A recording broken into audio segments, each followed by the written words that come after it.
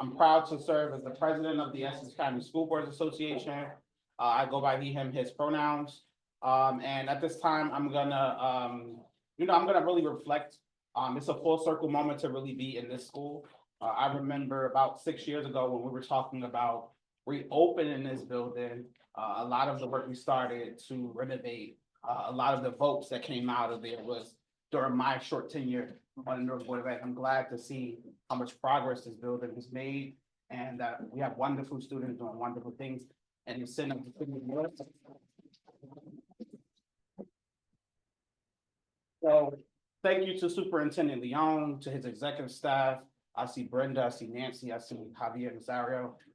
Thank you for opening the doors to us so that we can showcase the greatness that come out of the city of Newark. I'm a product of the Newark Public School System and just proud to be here to echo and uplift young people that will come behind us. And at this time, I'm going to ask the school board president of the Newark Board of Education to come up and give some welcome remarks. Hassan Council.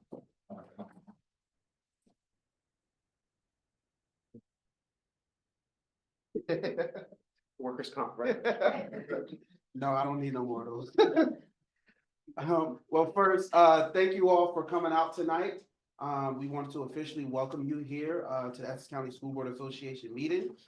Thank you for coming to Newark. Thank you for coming to our marvelous building that we have just reopened. As Reggie said, he was on the board when a lot of the votes and stuff were taking place to start to renovate this building, and we finished it off.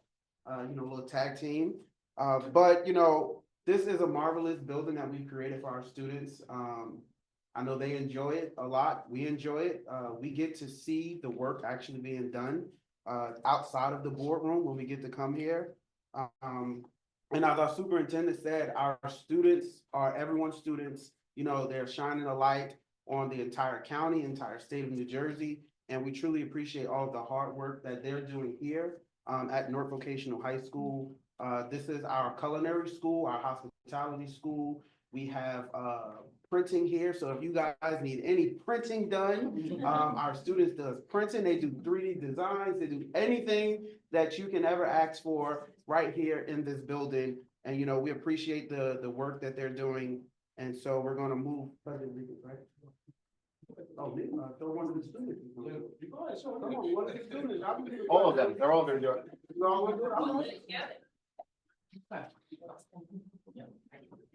Can we please stay? You're missing the flag, it's all right.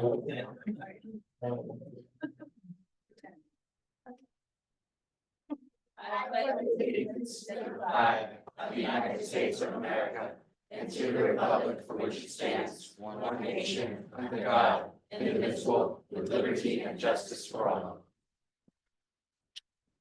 Then the leech, yeah. Introduce them, say their names. You just want to pass this down to the people at home. Oh, okay. If you could just say your name, your grade, and what your focus is here. Okay.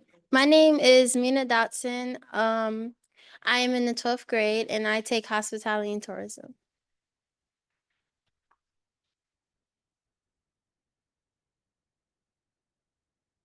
My name is David Otanez. I'm a junior and I take hospitality and tourism. My name is Gabrielle Gaskins. I'm a junior hospitality student. My name is Akira Wilson, and I'm also a junior hospitality student. My name is Beatrice Schwambeck, and I'm also a hospitality student. My name is Leticia Jacques, and I'm also a hospitality student. My name is Dayali Giraldo, and I'm also a junior hospitality student.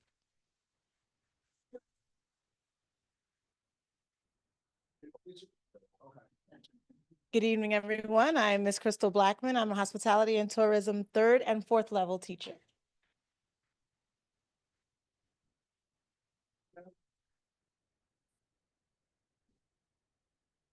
Good evening, everybody. Welcome to Newark Vocational.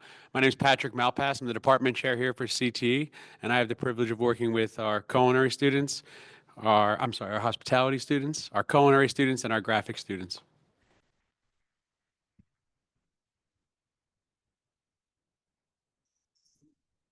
Again, I do just want to thank you again for coming out. Behind you is our amazing kitchen. But behind that kitchen, there's another kitchen.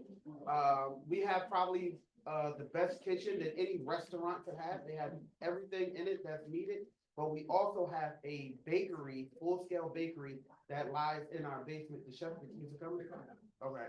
We have a full-scale bakery that we have in our basement. The students here, they do pizza. They make the boxes for their pizza as well. They sell it. They, breakfast for the kids here at the building. They do everything. Huh? The food was made here in the kitchen. Yes. And some of our student chefs are here.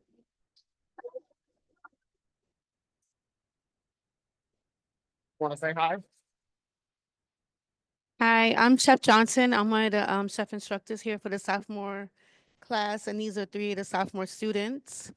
And we prepared the food along with collaboration of other chefs. Hi, my name is Janae. Hi, I'm Isaiah. Oh, 10th grade.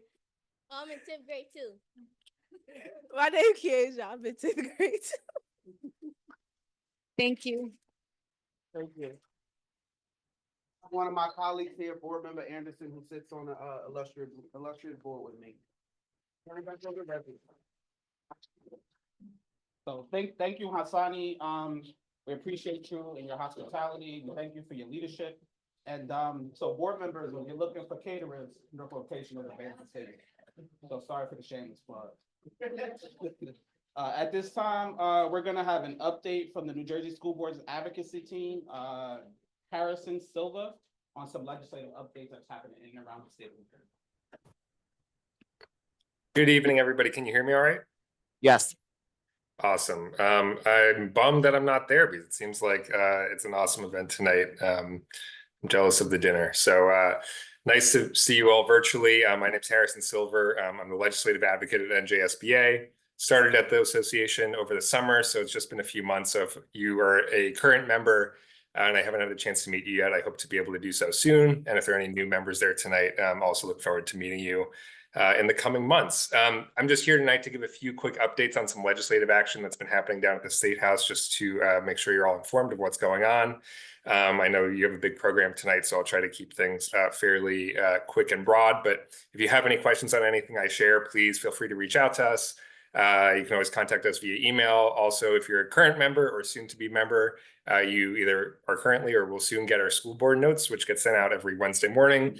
Most weeks, if something happens at the State House, we'll have a legislative update in there where we tend to have pretty detailed information about any bills that get voted on or going through committee, or anything else that's happening there. So always, that's a great first point of reference if you have any questions on what's happening.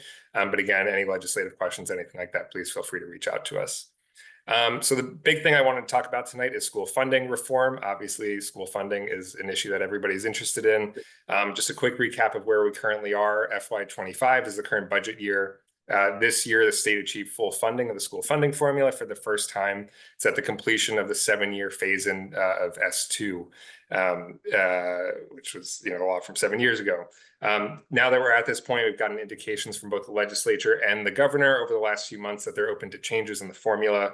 And to that end, Senator Vin Gopal, who chairs the Senate Education Committee, recently introduced a bill last week, S3917, that addresses some changes to the funding formula. I'll keep this very broad, again, sort of high level, just in the interest of time.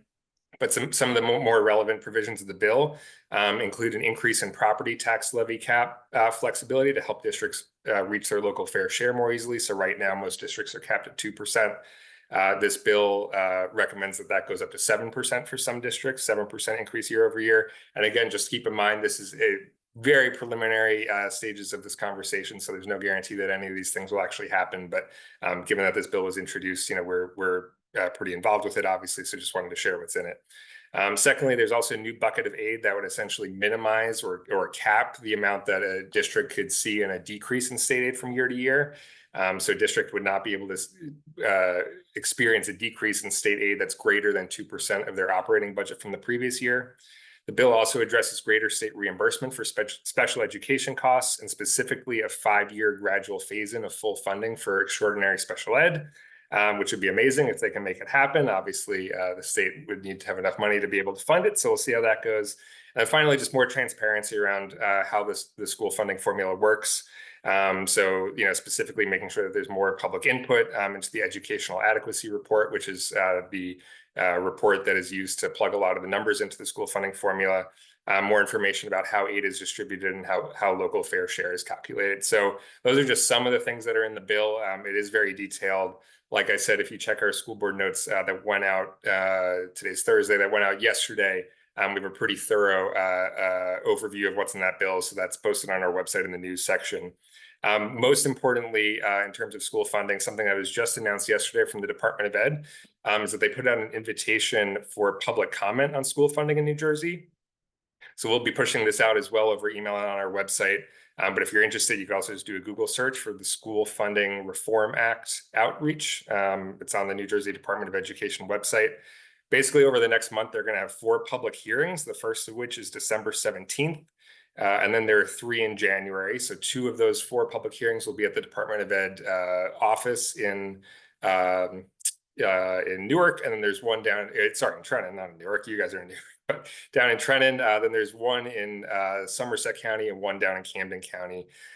So if you are interested in speaking publicly at the Department of Ed hearings, I encourage you to go register online and do that. You're also able to submit written comments, which are due by January 17th. So if you don't want to go speak publicly or can't make one of those hearings, you're also able to do that. So again, we'll be providing more information on that, probably pushing that out over email over the coming days. It'll also be on our website, but just wanted to share that opportunity with you in case any of you are interested in publicly voicing your concerns or comments or whatever it may be on school funding in the state of New Jersey. So again, more to come on that. One other thing I wanted to touch on is the Freedom to Read Act.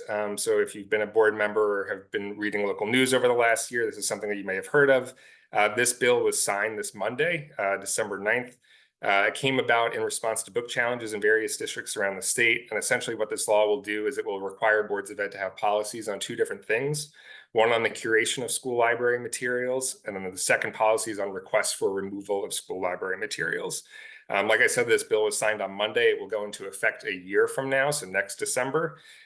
In that interim period over the next year, the Department of Ed will be creating model policies for each of those 2 things. NJSBA is explicitly named in the law as one of the organizations that the Commissioner of Education will need to consult with when creating these model policies. So we'll have a hand in doing that, and in creating those policies. And so then districts will be able to use those model policies that the Department of Ed creates to inform how each district goes about creating their own policies. Importantly, just one thing that, a goal of our outreach over the last year and our working with the sponsor over the last year was to ensure that boards of ed have the final decision-making authority on whether to remove, keep, or limit access to materials in the school library. And we'll be able to consider whether the material is age or developmentally appropriate for whatever groups of students it's meant for. So just wanted to share an update on that, since that's something that's been a main point of our advocacy work over the last year, given that was signed into law on Monday. 2 more things, and then I'll let you guys move on. One is regarding public notice requirements. So if you saw in the news last month, the Star Ledger and several other newspapers around the state announced they'd be discontinuing their paper editions early in 2025. There's a few that will be shutting down entirely. This is relevant to boards of education and to all local government bodies because it'll pose challenges for us to comply with the Open Public Meetings Act, otherwise known as the Sunshine Law, in terms of being required to publish public meeting notices before all our meetings. So we've joined with the League of Municipalities and the New Jersey Association of Counties to advocate for changes in the current law with the goal of allowing public meeting notices to be posted electronically as opposed to being forced to publish in print newspapers. Again, maybe not so much for Essex County, but there's some parts of the state that literally will not have a print newspaper available to them to publish in. So, this is something that needs to be changed. Our goal is that this will happen before boards need to reorganize in January, when you specify a newspaper to publish your public meeting notices in. Just this week, there was a new bill that was introduced. The text of the bill still hasn't been publicly released yet, but there is a bill where the synopsis says that it would allow bodies to continue using newspapers regardless of format. So essentially, if you currently publish your meeting notice in a print newspaper, you would be able to use that newspaper's website to post instead.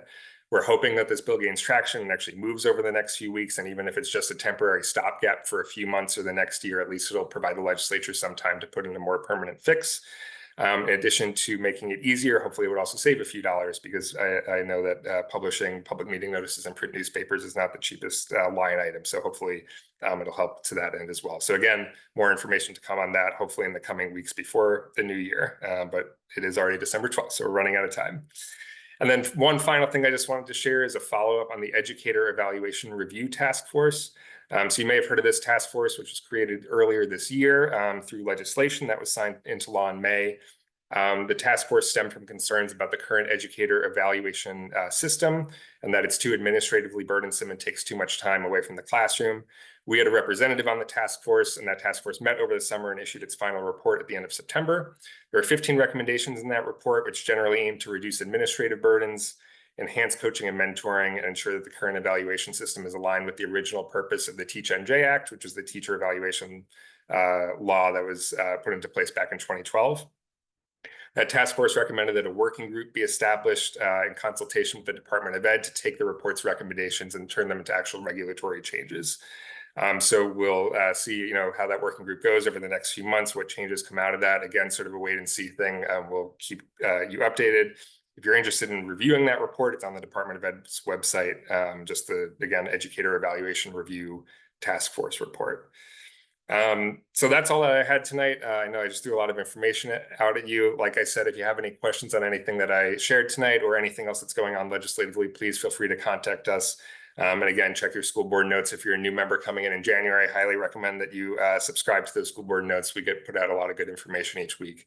And again, from a legislature point of view, a lot of good information about different bills that are going through the system. So thanks so much. Hope you all enjoy the rest of the evening. Thank you, Harrison. So right now we're gonna have a presentation of the Carol E. Larson Membership Board Certification by Shirley Peterson. Just a couple of things. We heard a lot from Harrison, and I do think that it's important that we, and I'll communicate this in writing, that we have a hearing in North Jersey. Number one, 7% tax increases, kind of crazy by proposed bill, but that's neither here nor there. So Charlene, you can forward.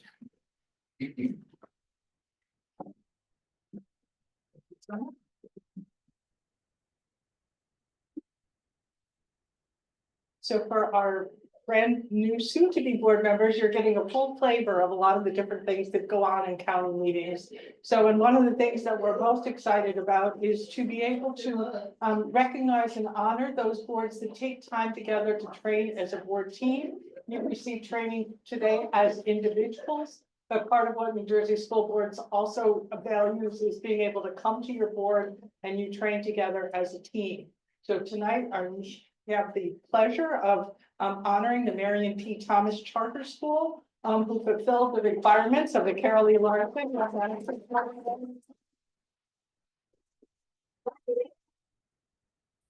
So, and this really is a prestigious award. So before I talk about the accomplishments of the Marion P. Thomas Charter School Board, I just wanted to, for the benefit of the new people, kind of talk about what that process looks like. Over a 4-year period, New Jersey School Boards recognizes, like I said, the importance of you training together as a board team. So boards that train together for 16 hours over a 4-year period then earn the first level of certification, board certification, but then also beyond just the training or the time you spend together. We also, our policy department will look and do like a wellness check of your policy manual. Our labor relations department will look at one of your bargaining agreements.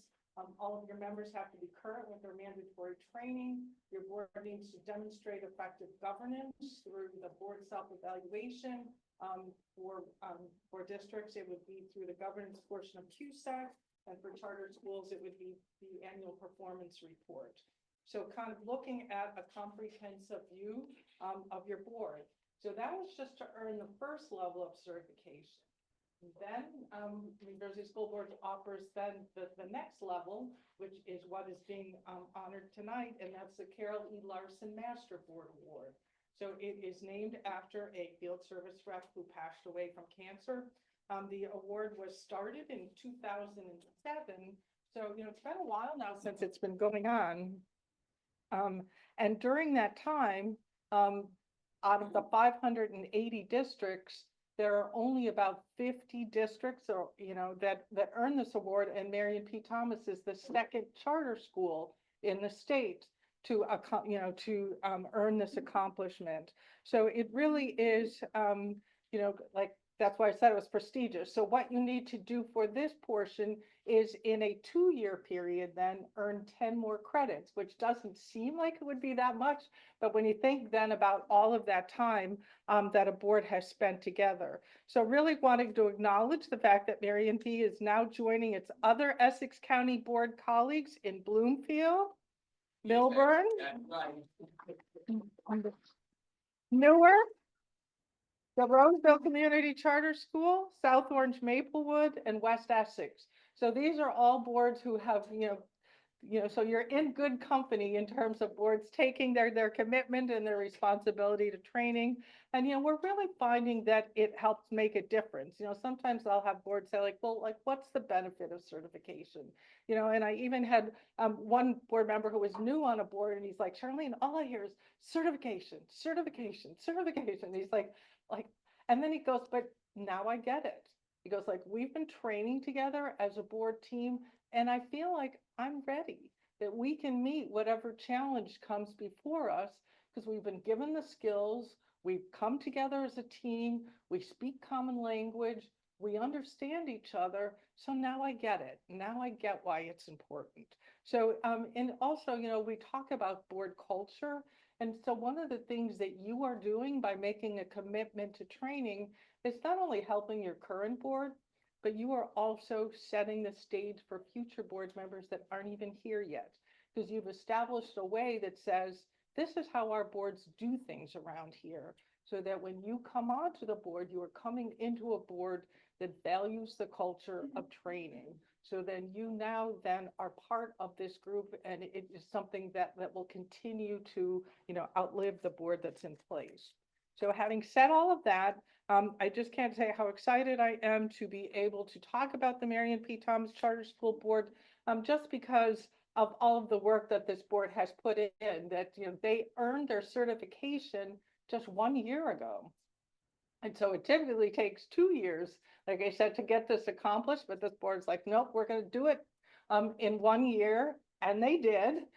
So we saw a lot of each other in the past year here. And, I have to say that there were just like so many trainings and so much time that we spent together that like sometimes I was like really challenging myself to say, okay, like what new thing can I teach them next? But, we trained together on like characteristics of high performing boards, ethics, the budget, committees, the superintendent's evaluation, goal setting, and then we just had a really great discussion at the last one about student achievement. So those are all conversations then that the board had together as a board team. And, just wanted to say, in looking at this board, I was looking at their website and saw that their school's motto is a village of infinite possibilities.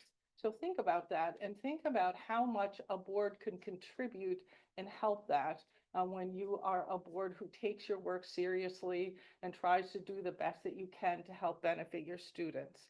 So having said that, I would like to ask the representatives from the Marion P. Thomas Charter School to come forward tonight and to receive your plaque for earning the prestigious Carolee Larson Master Board Award. So again, thank you. So just so everybody, so that everyone is aware, this is their board president, Reverend Vincent Rouse, a phenomenal man in this community. And I don't think you know this, but Marion P. Thomas Charter School is very special to me because it was birthed out of my family's home church, New Hope Baptist Church, and was named after a wonderful woman through Reverend Thomas, and I believe Reverend Rouse is a mentee of Reverend Thomas and Pastor Carter. So on behalf of the New Jersey School Board Association, we present Marion P. Thomas, your board, for being among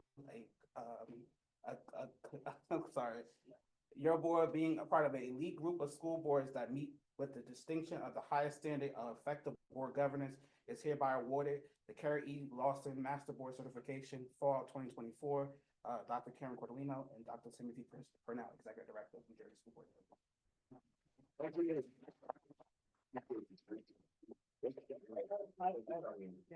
Thank you. Asani, Shaniqua.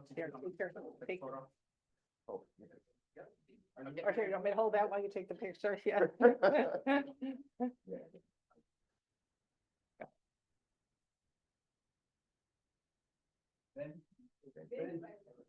Oh, you want me to get in the back? I'll get in the back. I'll just- Yep, I'm here, I'm here. Okay.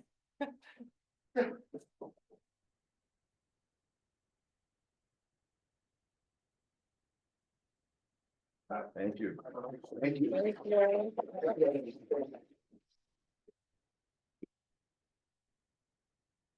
So that's a long way of saying training is important for boards, help with climate and culture, and it also just really reminds you all that you are on a team and you're not operating independently. So to the new board members, training is so important. It makes you better for students and it makes you better for your community. Next, we're gonna have an update from our Board of Directors representative for the New Jersey School Board Association, that's Ben Boyce from Bloomfield. Thank you. All right, we had our meeting on November 15th and we went over the finances. We had an audit that was presented to us. The finances are in good shape. A little bit about the workshop. There were 8,700 registrants, 415 vendors. So it was a really successful event. I would encourage everybody, start booking your rooms at the Borgata next year. The rooms are going quickly, so let's get started on it. We have, if you haven't noticed, there's a new school board website that was just started up, so please take a look at that, give us feedback, see what you think of it. We have a new deputy director, Nicholas Diaz, who is someone where we're supposed to let him know what we want to hear about. He's going to advocate for us internally, what kind of trainings we want to see, things like that. What advice do board members want to get coming up? We had the nominating committee, which is the nominating committee will put forth school board president, vice president, those folks up for election by the delegate assembly as a whole in May. And just for our region, which is the Northeast region of New Jersey, which includes Bergen, Essex County, Hudson, Passaic, and Union counties, the board of directors representative for us on that is Michael Sprague from Bergen County.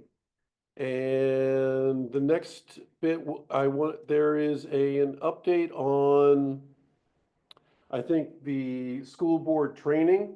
So when you do your board self-evaluation, there's a new tool that's being unveiled. So please take a look at that. And once you have, you call one of your school board therapists like Charlene, and she'll come and help everybody through the process. So that's it for the board of directors. Thank you all for coming, and I'll see you next time. It was picked for the county leaders. Okay. Just an update, Hassani was picked to represent our county on that nominated committee, so congratulations. So my favorite part of the meeting, we're gonna get an update again from the New Jersey School Boards Association in terms of the field service team for the recognition of the retiring and new board members that will be coming. So Jeannie Cleary, can you come forward? So to the retiring members, thank you for your service. This work is a thankless job. We know that when you go into this work, it's appreciated over a period of time. And to the new board members that are coming in, like I said earlier today, God bless you. It's going to be a ride and you're going to enjoy it. So, So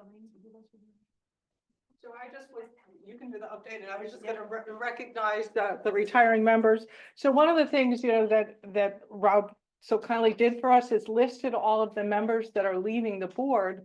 And so one of the things that I did is we also added their years of service that they have served and added it up, and it was 80 years. So Essex County is losing 80 years of trained, experienced board members.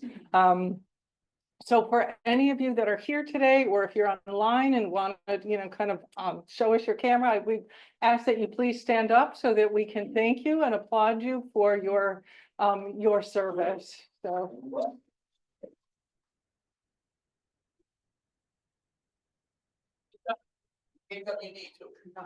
Okay. All right. So, one of the things that, this is something that came out of the School Ethics Commission that I just kind of wanted to read quickly, that just kind of summarizes, this is a good thing they say about us, that sometimes it's that it's recognized that you, as a member of the board, are contributing your valuable time, skill, and effort to the community you serve.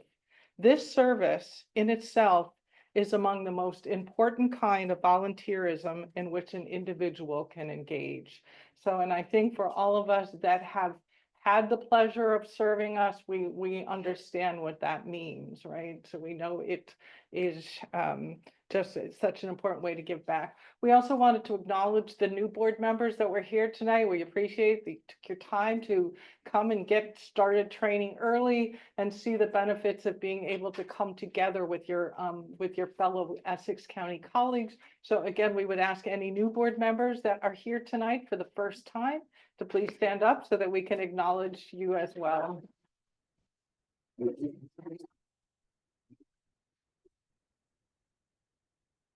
Thank you. And welcome. And I'm going to turn it over to Dean now. Thank you. So yes, so for the new board members, I would just, as Charlene said, you see the service of those retiring. And I can assure you that they may have had their challenging moments, but they still serve their communities and their students and their districts with such honor and distinction. And I know that you will as well. So we all welcome you and wish you the best as you go forward. So for the new board members who are here and listening, we will be having the new board member training weekends. Those dates will be January 24th and 26th and February 21st and 23rd. Thing to know is that the registration for those is done by the business administrator, board secretary, and that will open on January 2nd. So if you're interested, please have that conversation with them so that they know.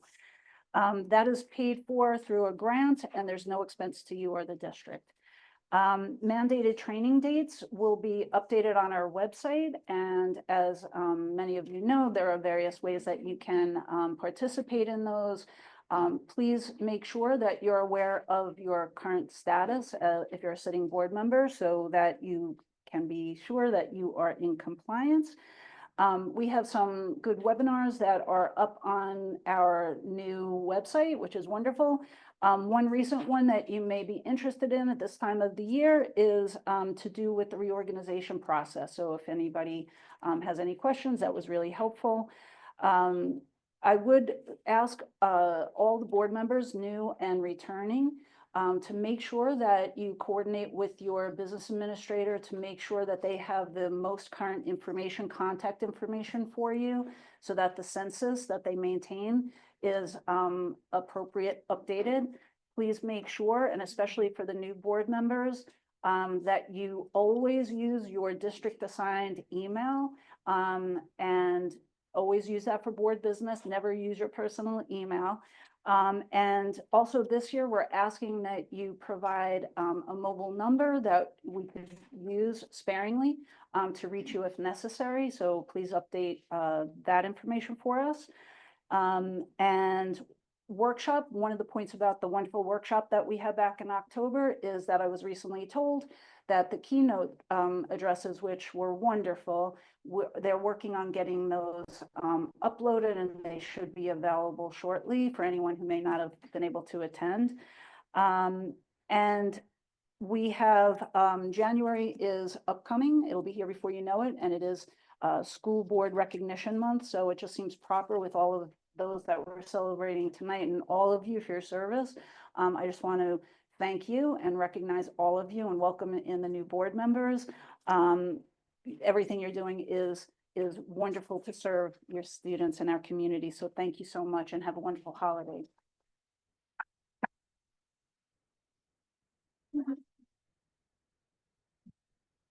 All right. So now we're on the part of the program, our special guest, Dr. Christopher Tinkin, who will give us a wonderful presentation on AI and embracing the power of artificial intelligence in education. Doctor.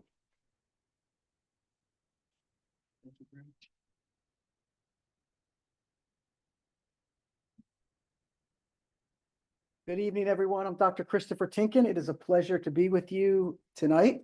Just a little bit of background. I'm currently a professor of education leadership, management, and policy at Seton Hall University, where I teach master's and doctoral students, prepare them to be school administrators, superintendents, education researchers. I'm a former school administrator myself, former assistant superintendent, middle school principal, assistant principal, director of curriculum, and I started out, of course, as a teacher. I also serve as the National Research Professor in Residence for the American Association of School Administrators, AASA, the superintendents group where I do some of their national studies. I'm also lucky enough to be an external member of the faculty at a university in Italy where I teach leadership courses to PhD students and conduct research there as well. Some of that research involves wine. It's a joke. I also provide, I mean, it's Italy. What else? What do you expect me to do? I also provide coaching to school districts across the tri-state area and other parts of the country. And lately, I've been doing a lot of presentations about artificial intelligence, AI, in the education environment. My AI outlook is cautious, but also optimistic. I see AI as a tool. And like any other tool, it can be used responsibly for good things, or it could also be used inappropriately, irresponsibly. So there are positives and negatives, but I believe we need to capitalize on the positive aspects while simultaneously keeping our students safe from the negative pieces of that. So tonight I want to talk about the constructive use of artificial intelligence in the classroom in PK through 12 settings. AI isn't going away. In fact, it continues in its to grow in all industries, especially in the for-profit world. And more tools are entering the education landscape. So I want to take this very brief opportunity to build a common language so that you can go out and have larger discussions about this. I'm going to focus specifically on ways that teachers can use one AI tool to break down some learning barriers, common learning barriers for students in the classroom, and ways that teachers can use it to enhance their planning and preparation. Of course, I can only give you a very small, brief introduction based on the time available, not even the tip of the iceberg, more like just a little snowflake here tonight. But I believe it's going to give you some things to think about. I think you'll walk out of here wanting to know more and hopefully investigate on your own, because I can't cover everything. After the presentation, I will open up for a few questions, but really tonight is just to raise awareness. So Rob and I are going to use a tool called Google Gemini. Rob, if you can pull that up now and then One sec. Can you say if the people at home can hear you? yeah, can you hear me all right at home on the Zoom? Okay. All right. So Rob's going to pull up a tool that you already all have access to if you have a Google account, if you have a Gmail account. You have access to this tool. It's called Google Gemini. It's the Google version of ChatGPT or Microsoft Copilot. So this version is free. It comes free if you have a Google account. So in this type of AI is called generative AI. It generates information when you prompt it, when you tell it what to do. So I'm going to be using AI, and I suggest that educators use it this way, as a personal assistant. So I encourage you to think about it like this as well. It's an assistant to the human, not a replacement of the human in the classroom. And as you know, some personal assistants require very specific directions and prompting. This personal assistant requires very specific directions and very close monitoring. The better directions that you give an AI tool, the better the output will be for you, for the administrator, for the teacher. So I think one thing that's going to be coming towards teachers and educators in general is the new skill of prompting AI. And it's actually, some colleges already have it as a certification, AI prompting certification. Because as AI becomes more and more ubiquitous into our society, we're going to be using it more, and we need to know how to use it efficiently, effectively, and responsibly. So the prompting is the key to that. So, but I think the best way to understand AI is not to do a PowerPoint about it. It's to demonstrate it to you. So what I want to do is I want to show you some useful examples of the ways teachers can use it in their planning and preparation to design activities and resources to break down learning barriers for students. We're going to move briskly here. So what I'm going to do is I'm going to have Rob enter a series of prompts into the prompt bar here. And I just want you to see how AI functions for those of you who haven't seen it, and the types of ideas that it can provide, and how it's able to compress the amount of time it takes a teacher to effectively plan and prepare. Because what a lot of teachers are spending time on now is what I call like the low-level legwork. We can have the assistant do that so that they can spend more time on the high-level teaching, the designing of engaging quality activities. So that's what Rob and I are going to show you. So I need you to put yourself in a high school social studies classroom for this first demo. And the class is studying the Holocaust. Imagine that the teacher is going to have the students read a piece of informational text about the Holocaust. The reading level is above the reading level of the class. So in those cases, generally what teachers do when the reading level is above the reading level of their class, they'll do a series of pre-reading activities, starting with vocabulary development. So what Rob's going to do is he's going to enter into Google Gemini a prompt here that says, read this essay and identify vocabulary words that you anticipate an 8th grade student would not know. Because we're working in high school, but our reading level is not quite high school. So I'm going to prompt it to identify words at a lower grade level. Make a list of the words, define each of them, then use each of the words in a simple sentence that 8th grade students can comprehend, and include context clues in the sentence. These are all the things, the low-level things that the teacher would have to do by hand. This would take between 60 and 90 minutes of a teacher's time. So Rob puts in the directions, and then he puts in the essay that he wants the AI to consider. So the teacher's in control of the information that the AI is processing. The teacher has to know what needs to be done for pre-teaching and prompt the computer appropriately. So we're not replacing the teacher. The teacher still has to use his or her professional knowledge. What we're doing is we're alleviating some of this low-level work. So once we do that, what happens is the AI, and I just slowly page up there, Rob. The AI begins to pull vocabulary words that it anticipates students will have difficulty with at the 8th grade reading level. So what it's going to do here, it's going to do about 70% of the work, because then what the teacher has to do is always critique, revise, and customize. You don't just hand students or use exactly what comes out of here, because this is a personal assistant. It's not a professional educator. But what it can do, cut down 50 to 70% of the time it would take to get this piece done. Somebody have a question?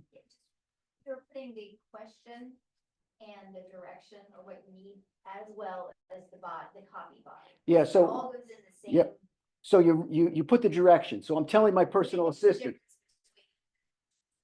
Yeah, oh yeah, because I tell it, read this essay and identify, and then I put the essay under it. Yeah, it understands it. Yeah. Okay, so we've just kind of cut that task, time it takes to do that, in half. This way the teacher can review those words. The teacher will revise the sentences based on the needs of his or her class, revise the definitions based on the needs of his or her class, and customize it. Always critique, revise, customize. So you can see it puts out a good amount of material in a short amount of time. Now, teacher still has to review everything, right? That's always part of the responsible use of this.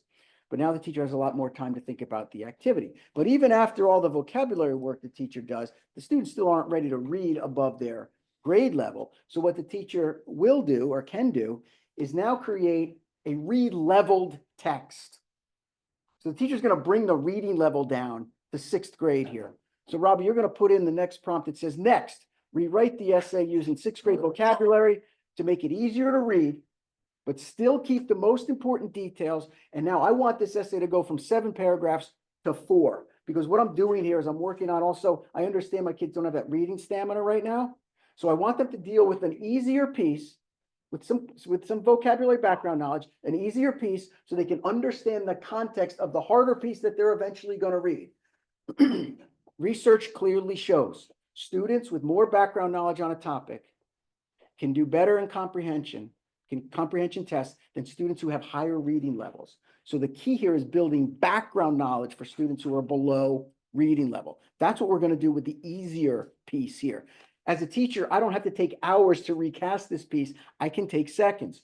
So now the AI rewrote it for me. Again, I always critique, revise, customize. I'll go in, tune it up a little bit, but it took the reading level down. That piece was at 10th grade. We took it down to 6th grade in the matter of a prompt. Right? So now the teacher can conduct a shared reading activity, then have the students read it on their own. And then we want to target comprehension. So teachers know how to do this. It's called purpose for reading. We're going to have the kids read it on their own, but they're going to focus on a comprehension question. I can have AI do that for me as well. Rob's going to put in now, can you make 8 literal comprehension questions from the revised essay that focus student comprehension on understanding the Jewish experience during the Holocaust? And I tell it, I'm going to choose the best 2.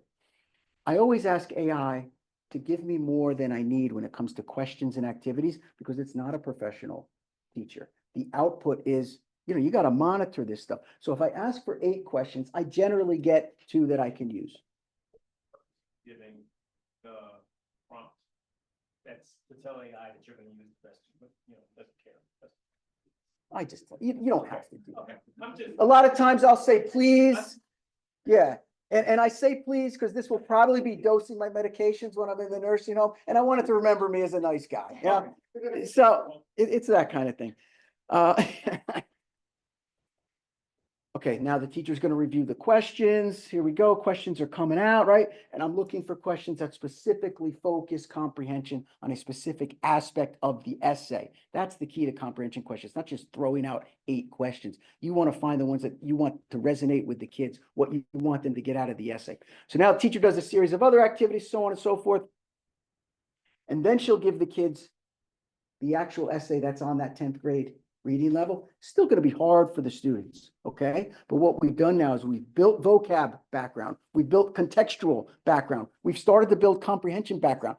More students will be able to read at that higher, above their reading level and comprehend more than if we didn't do all that. This would have taken a couple hours for a teacher to create all those things by hand. Now it takes a couple minutes, which leaves that teacher time to design high quality engaging activities to get them through all this, like station activities, partner pairing activities, all the things that we want our kids doing. Teachers have more time to do that now. But we're not done, because we also have some English language learners in that class, and we want to level the playing field for them. So the translation services on Google Gemini, ChatGPT especially, are of a higher quality than you get at Google Translate, because the AI starts to think about the context of what's being translated. Google Translate seems to just use kind of like a word for word, and the context gets confused, and it's not very good. These tools are better. Nothing's as good as a human translator. So of course, any sensitive materials, you always try to get a human translator to translate. But for our work in the classroom, if we need certain things and we need more materials, we need them quickly, we can use these tools here. So Rob's going to put it in. Translate Spanish, the revised version of the essay you just wrote. Let's see what happens here. Sometimes it will, sometimes it won't. Okay, there we go. So starts to put in the revised version. So now we can theoretically have the majority of our materials that our English-speaking students are using. We can have those side-by-side supports for our English language learners. Okay, not as good as professional materials, but better than not doing it at all. The next piece I want to show you here, this prompt here is, I think, a game changer for foreign language classes, English language learning classes. It's what ESL, English language learning teachers do. It's a high-end strategy, but every teacher can do it now. It's called line-by-line translation. So what you do is you provide your English language learners with line-by-line translation of the text. Yeah, Rob, let's see if we can do this, right? Sometimes it'll do it, sometimes it won't. Google Gemini is a little more particular than ChatGPT.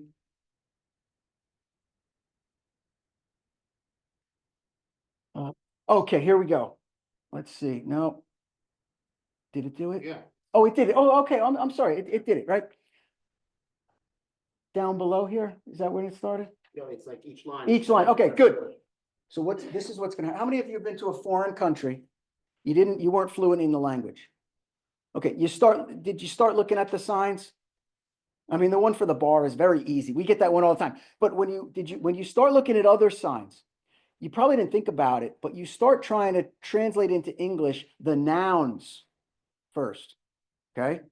And so what students are naturally going to do is they're going to start looking. Okay. And they're going to start looking here, and they're going to say, okay, Francia. And then they're going to look for its English match. So you don't have to tell them to do that. Students they want to learn the language. So they'll do that automatically. But if you really want to take it, supercharge it, all the teacher has to do is say, okay, I want you to try to go find all the nouns in your language, circle them, and then see if you can draw lines, if you can find the English nouns.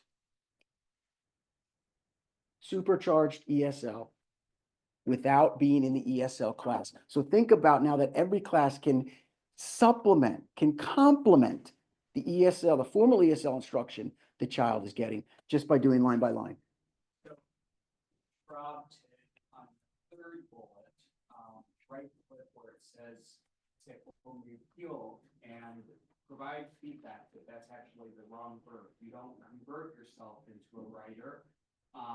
What we have is became idiomatic. And Right. I only make comment of that because I think that while this is really powerful, it requires a careful sage by the side who can help that English language learner understand that this is not a catch-all. It certainly has its faults. And it's probably a lot more usable with very factual texts and less with literary texts or spoken word kind of thing that's been transcribed. There definitely are some problems in that. Absolutely. And that's why I said there's nothing better than human translation. But this is better than what we're doing now with Google Translate, because I see a lot of materials that are Google translated and they're a lot lower than this. Okay. So you work with your ESL teacher for these things. Okay. But the tool is here that can help us get to the next level. Let's go to a middle school science classroom now. Students are working on learning about energy. As with most sixth grade students, this could be somewhat of an abstract topic because they may not have a lot of personal background with it. And that's what makes it abstract, a lack of background knowledge. So what do good teachers do? What they do is they use metaphors and analogies. They don't even think about it. They say, okay, class, this is like, kinetic energy is like, and they provide a realistic example that they know their kids can connect to. Okay. Sometimes teachers can think that off the top of their head. For other topics, they can't. This tool gives them the ability to walk into every lesson with a metaphor or an analogy that their students can connect to. So let's put this prompt in here. And so what the teacher does is creates the prompt and then cut and paste right out of either the standards or the curriculum. Either way, the answers that come out of here should be standards-based examples. So let's go to kinetic energy. Okay, all right. So you can see now the tool is beginning to produce ideas that students might have some background knowledge in. But let's say, I know my kids have never been on a roller coaster, but I know a lot of my students understand bicycles. I can tell the AI, I need the metaphors and analogies to be about bicycles. So the teacher can actually tailor the metaphor and analogies to the existing background knowledge of the students. The students will then be able to make the personal connection that's necessary to move forward in the lesson. Teachers always got to critique, revise, and customize. Again, let's go back to high school. Differentiated instruction. There's 6 different ways to differentiate. Some of them could be time consuming. We're going to take a prompt here. Please create 3 activities that differentiate by product. That's the kind of output that students produce for the following high school mathematics curriculum standard. And it's about relationships, proportional relationships. So what's going to happen? So what's going to happen here is what I'm using it for here, what teachers would normally do, what they do now is they go on Google, right? They spend 45 minutes going down the Google rabbit hole, looking for activities that they find aren't quite right for their students. So now I'm using the tool as a more targeted Google search. I'm not going to end up on a beach in Sicily, booking flights after 45 minutes. Right? I'm going to get what I need. So this way, spend a lot less time looking for ideas, which gives me more time to revise and customize the ideas that I find. So this one here, different levels, different activities. Now, let's say I go through this and I'm not finding what I want. The teacher can simply, you can be as general, although it's not good, you could be as general, and this is just for an example. Rob, just tell it, give me 3 more. Once you start working with this, you are in a conversation with it. Okay, so it knows where you're at. So you can continue to prompt it and refine that prompt. You can say, now I need 3 that require students to work together and do some writing. Or now I need 3 that require students, and you can design the activity that you want for your students. Yes, sir. So my question is, I just want to know for the room, how many people in here are parents? Some of that majority. So I just want to know, like, how can parents use AI-powered educational resources to support their children? Okay. What tools could you recommend? Yeah, sure. That's a different presentation, but I'll hit that curveball for you.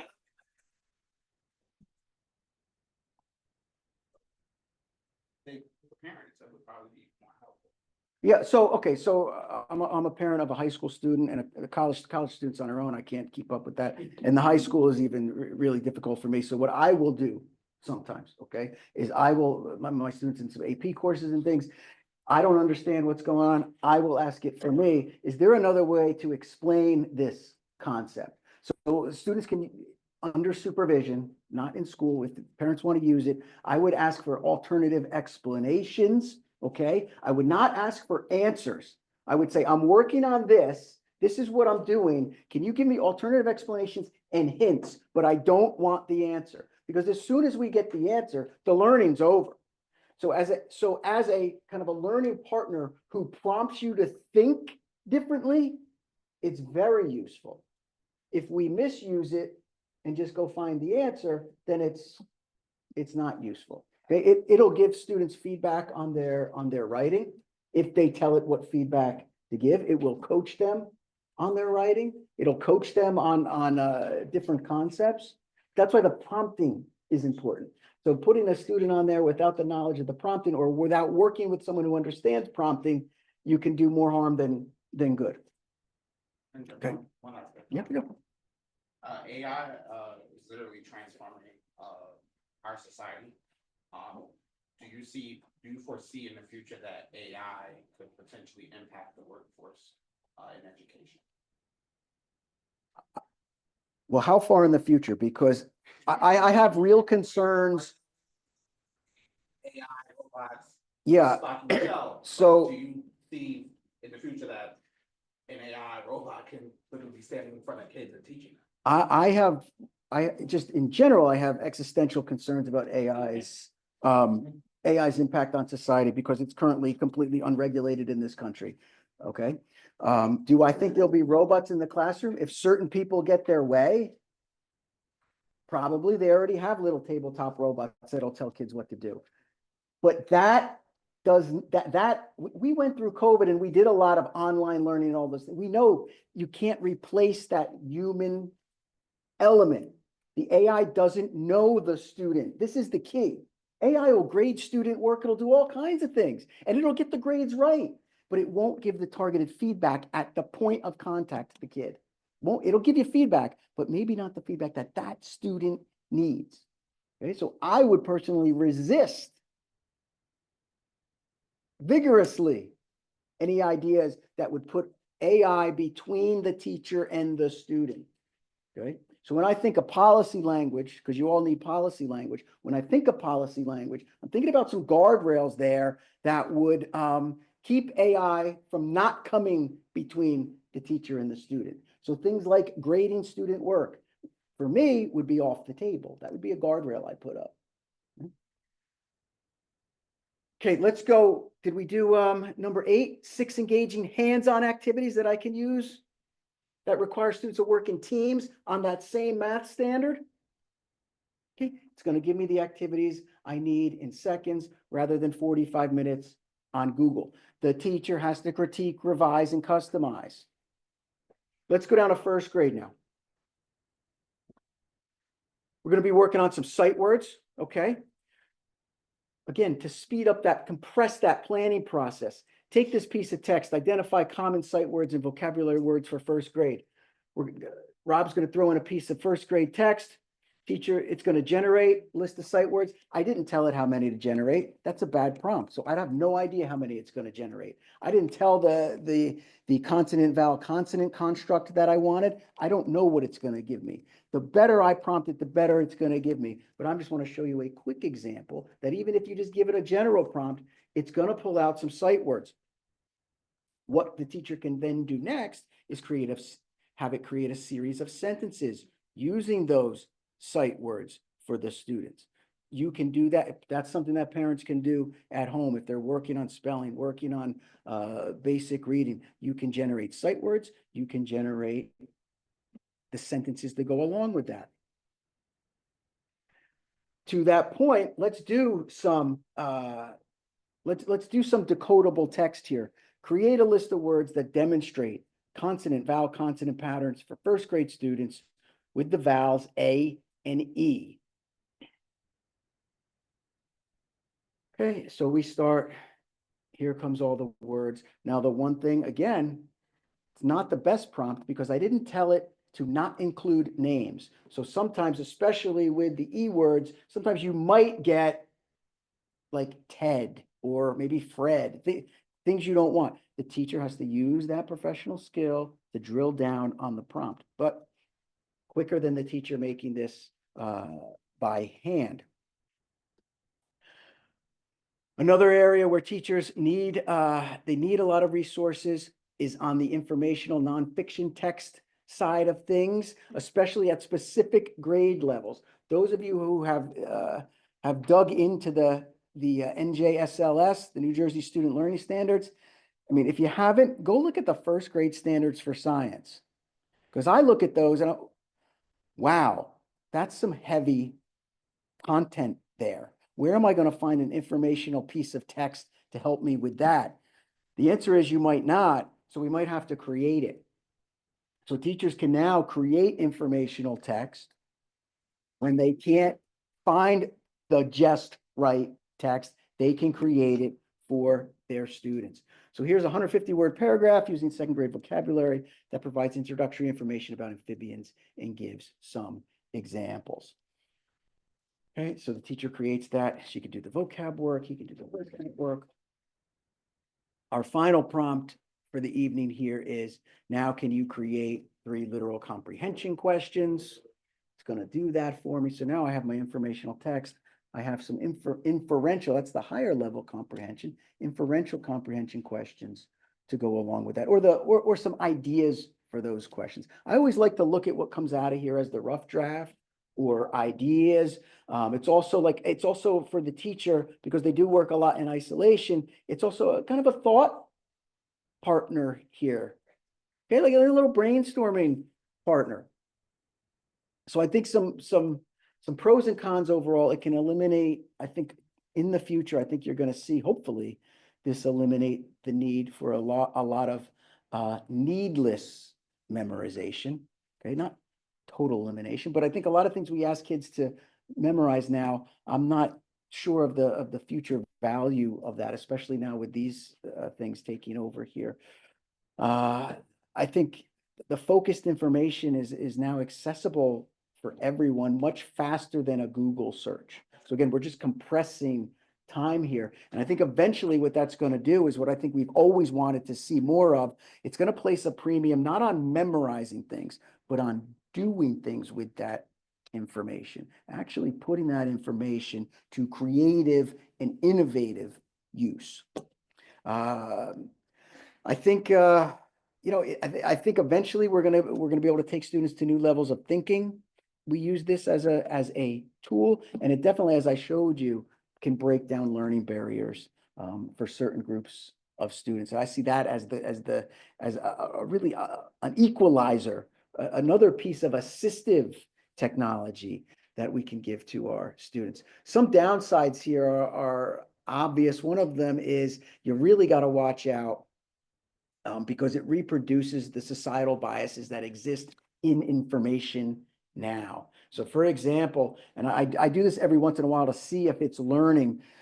When this first came out in October 22, I asked it, write me an essay about, at the 8th grade level, perspectives of various groups, that's what I said, various groups about the American Revolution. Okay? It left out a lot of important voices because it was simply picking up what's mostly stated in the existing knowledge base. Now, if you ask it that question, it's gotten a little bit better. It's including enslaved peoples. It's including Native American insights. Sometimes it includes voices from women. Depends. That's still one that's often left out of the Revolutionary War discussion. But you have to know that. Teachers need to know that. The latest training for these free models is usually about a year to 18 months behind.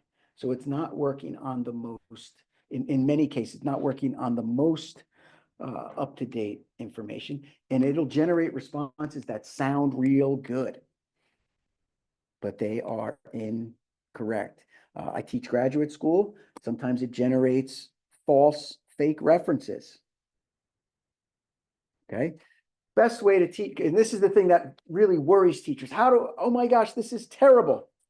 The best way to know if students are using AI is to know your students. Okay? Know how they write, know how they respond. And also, if you're a teacher, put your assignments into AI to see what comes out. You read 3 or 4 AI essays, and you know right away it's written by not a human. It has it's voiceless. It has no soul, right? Sounds good, okay? But I still know that my kids aren't going to use this certain word. There's no way. Okay, tell me what that word is, right? That's my own kids try that stuff. Okay, Dad, can you read this over for me? 3 sentences, like, I'm not sure that you wrote all this. Let's talk about some of these words, right? Yeah, so the citations can be fake. Some of the things we really need to be aware of, like ChatGPT, it's not FERPA or COPA compliant. Anything you put into that tool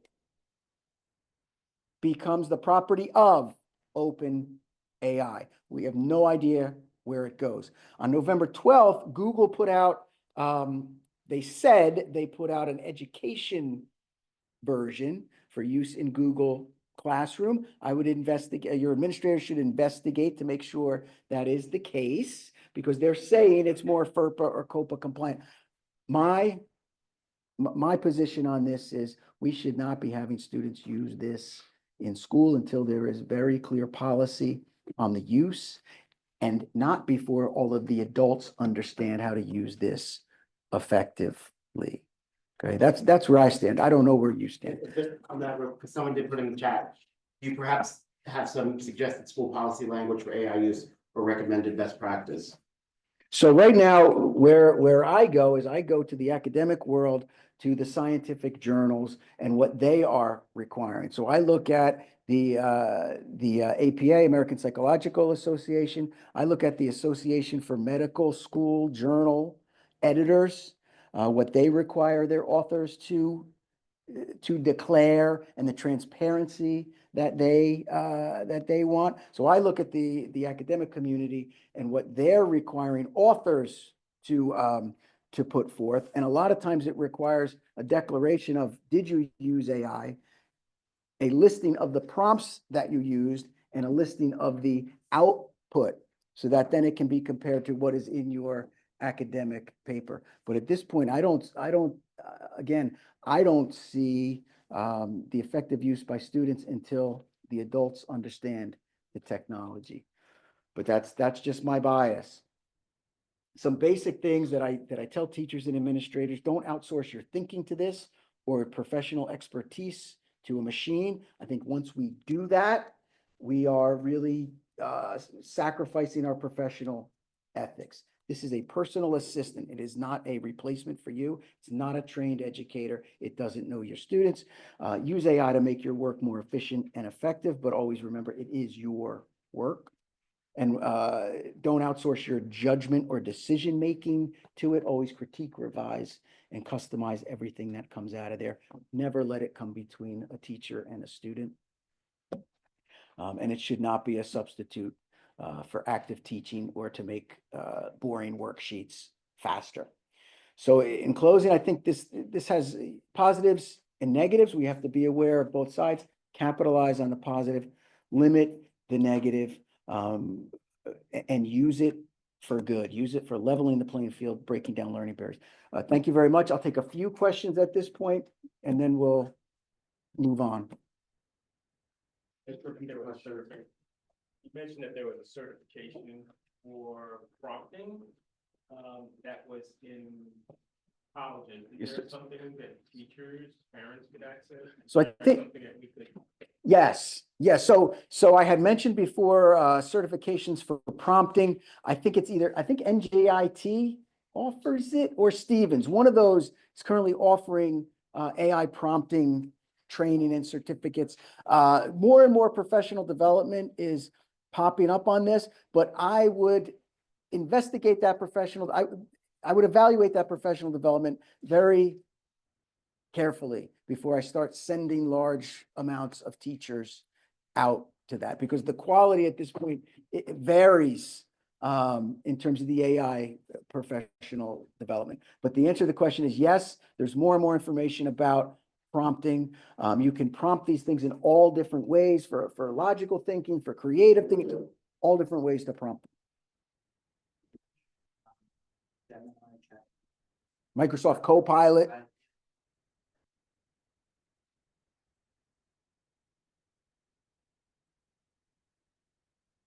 I don't really recommend a certain type.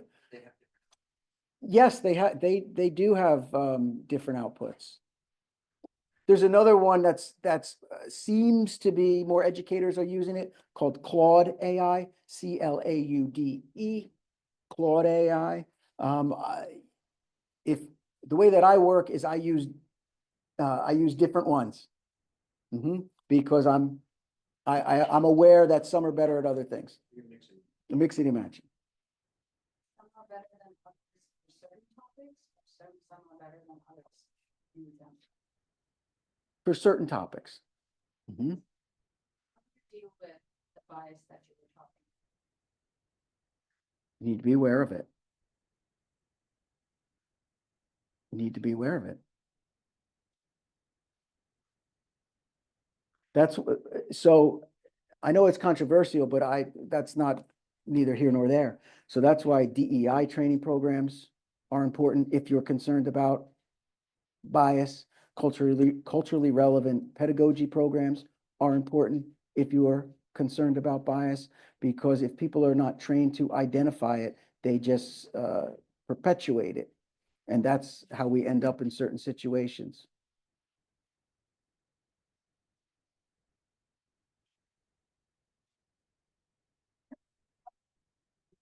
What do you think? So, Did you see what it says, Try Gemini Advanced, which obviously. yeah. So what happens is the free versions, they don't do as much, okay? But I think I don't think that's a bad thing. Because for what I'm proposing teachers use it for is the planning and preparation, the low-level legwork. So the free tools are perfect for low-level legwork. You don't need a paid tool for that. You need your teaching knowledge, and you need to be able to direct your personal assistant in the correct way.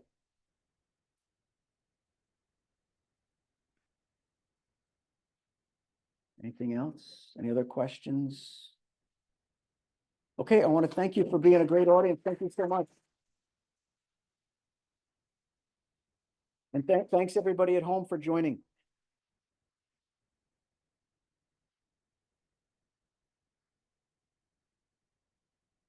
All right. So thank you again, Dr. Tinkins. We appreciate your expertise. So before we go into the next part of this agenda, I have a certificate of recognition for Kathy Weller-Denny, who is leaving the Montclair Board of Education after serving 3 years. And we just want to present her with this certificate. I know she's not feeling well, so we want to get her home. Just to present this certificate to you to thank you for your service and thank you for your service to our Education Association. Thank you.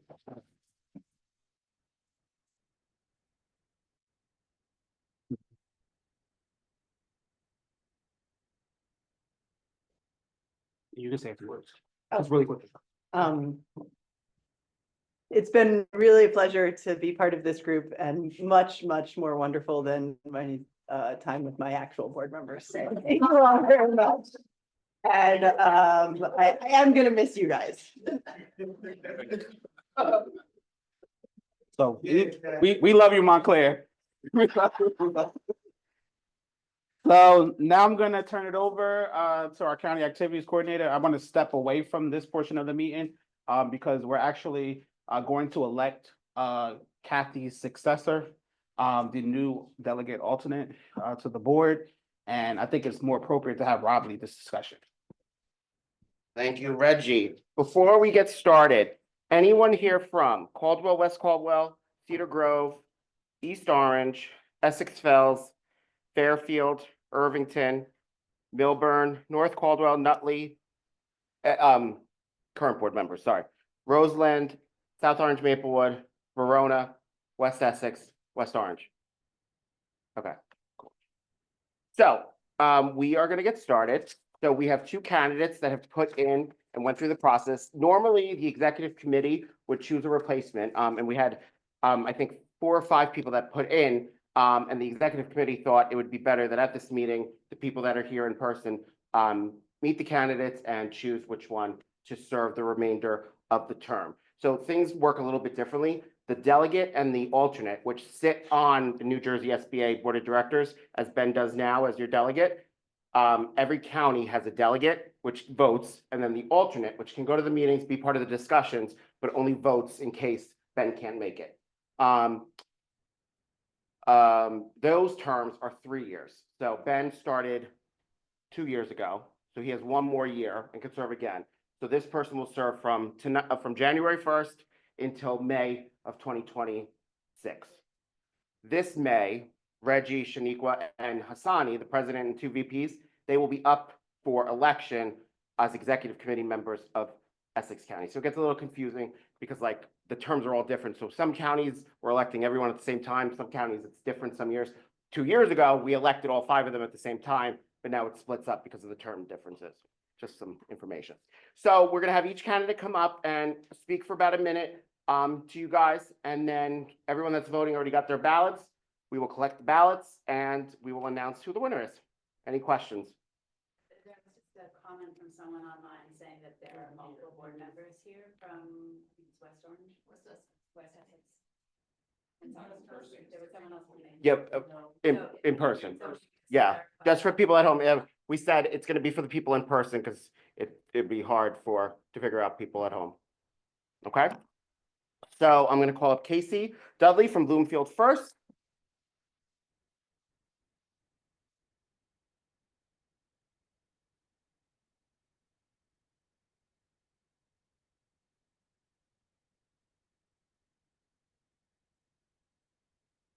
People at home.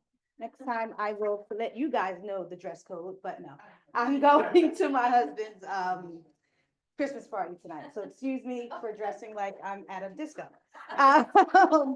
So my name is Casey Dudley. It's an honor to be here as a candidate and to address you all. Thank you for your hard work. This is definitely some of the best work that you can do, but also some of the thankless work that you can do. So again, thank you so much for giving me this opportunity, and thank you for being a part of our children's education and advocating for them every day. First and foremost, like a lot of you, I'm a parent. I'm a parent of a child that has autism, and I have advocated for him since he was 3 years old, and that's what sparked me to become a board member. And not just for him, right? So I tirelessly advocated for him that he was included. And then I realized there was other children like him who were not included, which gave me the strength to go ahead and advocate for those children too. I just celebrated my 10-year anniversary at the Parent Information Center SPAN Advocacy. In case you guys don't know what they are, they're the Parent Information Center of New Jersey. And through that work is where, again, I have learned so much about education, not just for children with disabilities, but for all children. I'm currently the director of the McKinney-Vento Project. I also lead the Parents as Champions for Healthy Schools, where I give many grants to school districts who work with parents, staff, as well as community to bring in many grants to ensure they have a healthy school environment. Again, thank you so much for this opportunity, and I'm glad I got a chance to speak. And then from Livingston, Parole. right? Kemka, Yeah, yes. Parole, okay. Always great to be the last person. Didn't have. Yeah, I don't want to be here between all of you guys and your beds for too long, so I will just introduce myself. My name is Parul Kemka, and thank you for the opportunity today. It has been a great honor to serve on my local board, and I'm excited to contribute to the important work that at the state level. To share a little bit about me, I was born and raised in India and moved to Providence, Rhode Island to pursue a master's degree. After working and living in Massachusetts for several years, I moved to New Jersey 3.5 years ago.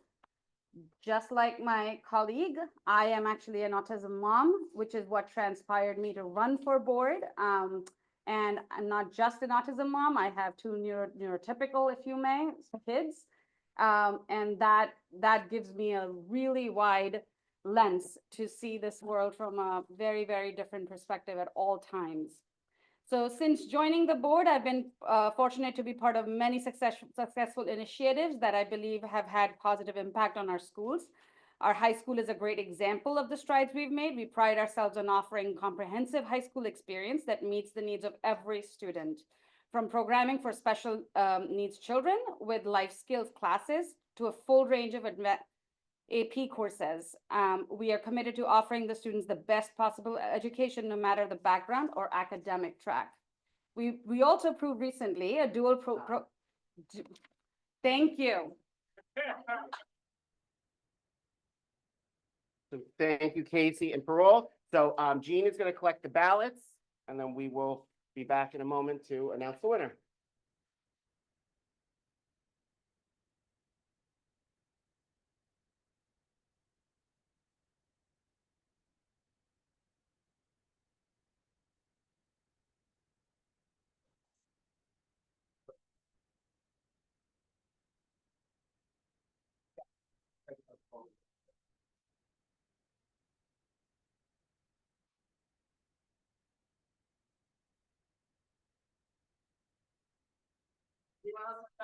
Yeah, we have one more ballot. Oh, great.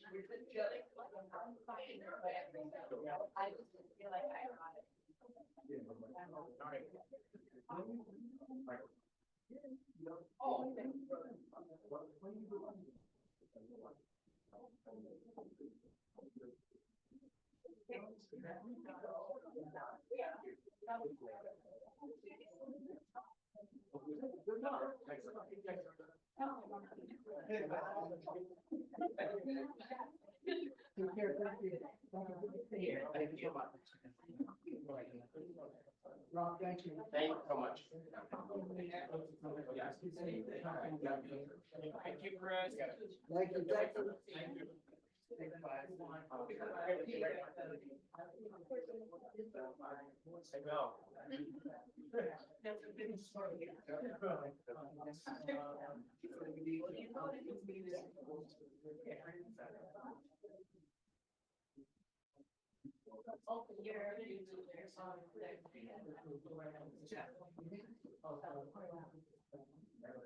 Okay, so, and the winner is Casey Dudley from Bloomfield.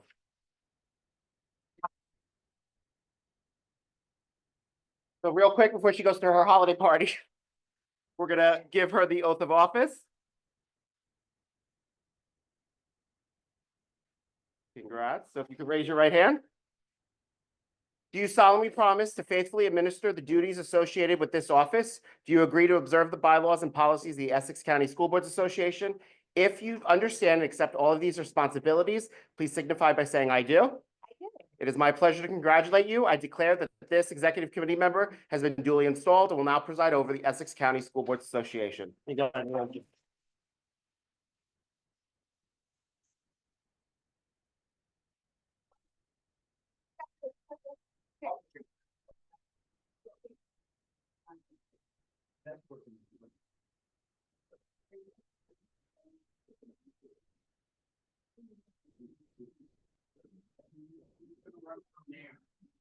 Congratulations. So we are done here. Can I see the agenda real quick? I have a couple of, just some finishing things. Before I begin, I just want to, excuse me. We still got a meeting going on. So before I begin, I just want to say to Parole, thank you for stepping up. We appreciate you, and we definitely will be leading on your expertise as an executive board, okay? So in closing, to the new board members, we hope you come back. We hope we didn't bore you. But I just want to thank Rob Achera, Jeannie Clary, Charlene Peterson for all the work you do to keep us whole and supporting us. Welcome to the new board members, to the outgoing board members. Thank you for your service. And thank you to the Newark Public Schools, School Board, and Superintendent Leon for hosting us and having great hospitality. And with that, if all minds and hearts are sound, this meeting is adjourned.